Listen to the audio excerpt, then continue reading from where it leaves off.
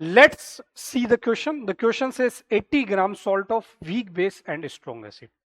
Weak base and strong acid का salt है जिसका 80 ग्राम आपने डिसोल्व किया है किसके अंदर 2 लीटर एक्वस सॉल्यूशन में, और उसका पीएच जो दिया गया है वो कितना आता है 5 आता है, ये आपको क्वेश्चन में मेंशन्ड है।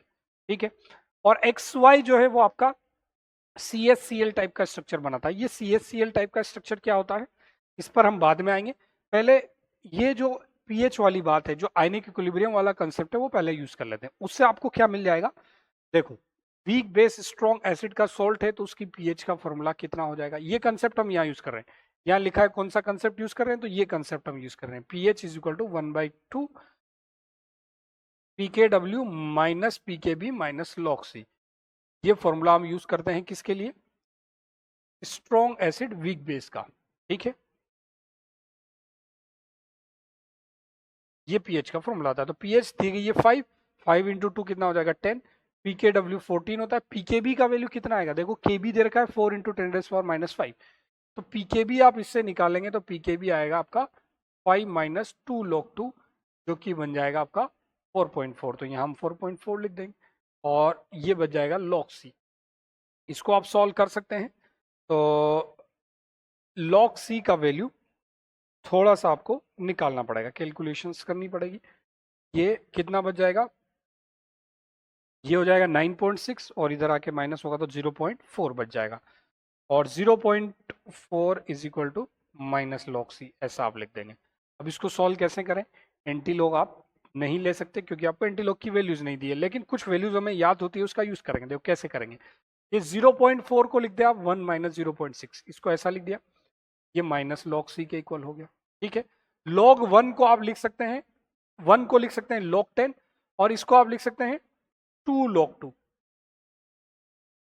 log 2 कितना होता है 0.3 होता है, तो 2 log 2 0.6 हो जाएगा, ये लिख दिया है, ये हो जाएगा माइनस log C।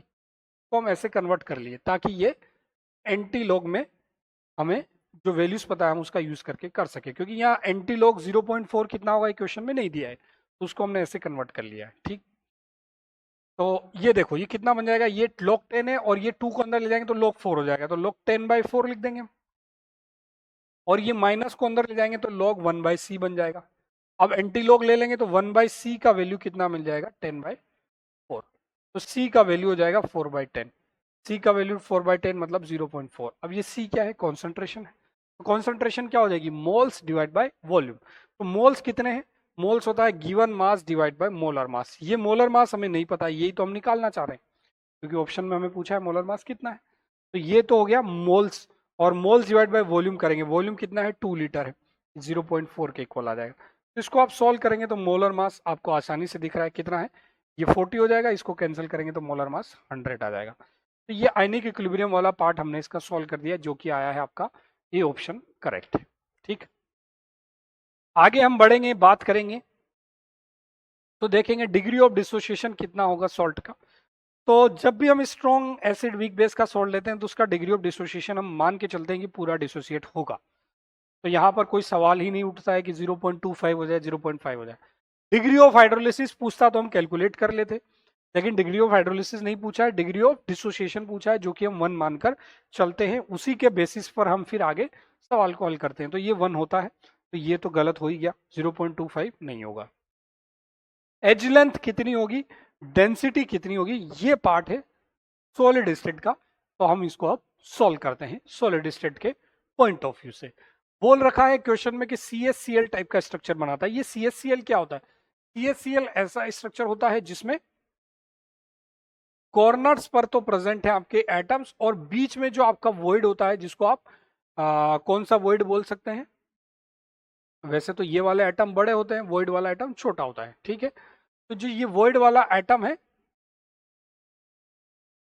ये ऐसा हो जाएगा। ठीक है, ये बॉडी डायगोनल का डायग्राम बना है, यहां पर वॉइड है जिसको आप क्यूबिकल वॉइड बोलेंगे, सीवी का मतलब क्यूबिकल वॉइड, और यहां पर आपके 2 एटम्स प्रेजेंट रहेंगे। ठीक है, यहां पर यहां सीजियम होता है, यहाँ सीजियम होता है, क्लोरीन होता है, ऐसा होता है, उल्टा होता है। यहाँ पर जो लेटेस्ट पोजीशन से उन पर कैटायन आ जाता है और वॉइड में एनायन चला जाता है, तो यहाँ क्लोरीन है, यहाँ सीजियम एटम्स, एटम्स नहीं आयन से, सीजियम प्लस Cl माइनस। ठीक, तो ये डिस्टेंस टोटल आप निकालेंगे तो कितनी आएगी 2 इंटू आर प्लस, ये आर प्लस किसकी है, ये आर प्लस इसका रेडियस, ये आर प्लस इसका, और ये आर माइनस, ये आर माइनस।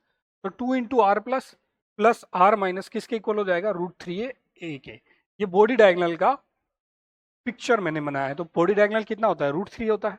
तो ये पूरा हमने बना दिया है √3a। ठीक है, कोई दिक्कत। आर प्लस और आर माइनस का वैल्यू आपको दिया गया है क्वेश्चन में।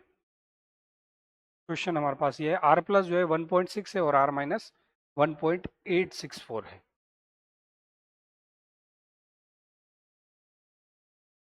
ठीक है, तो आर प्लस तो है 1.6 और ये है 1.864, ये √3a के इक्वल हो जाएगा। तो आप इसको आसानी से सॉल्व करेंगे तो आपको a का वैल्यू मिल जाएगा। ठीक है, a इक्वल टू 2 इंटू ये कितना हो जाएगा, ऐड कर लीजिए 1.6 1.864 46 3.46 और नीचे आ जाएगा 1.732। तो ये वैल्यू इससे 2 टाइम्स कैंसिल हो जाएगा, तो a का वैल्यू आपको 4 एंगस्ट्रम मिल जाएगा। ठीक, तो एज लेंथ आ जाएगी आपकी 4 के इक्वल।